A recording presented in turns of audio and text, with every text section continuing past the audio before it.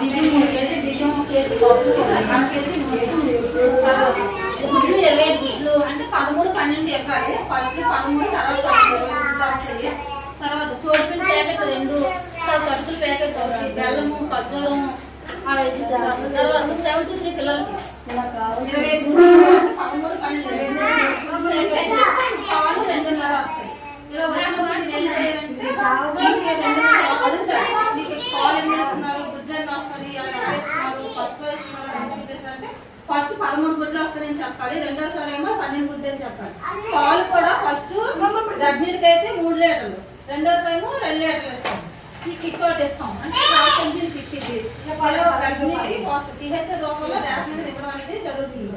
తర్వాత 73 పిల్లలకి మీకు వచ్చేసరికి ఏంటంటే బాలాంతం ప్యాకెట్ 13 గుడ్లు, 12 గుడ్లు, ఇలా 20 గుడ్లు, పాలు 2.5 అంటే ఫస్ట్ టైము 1.5 లీటర్ ఇస్తాం, రెండోసారి 1/2 లీటర్ అదే లీటర్ ఇస్తాం.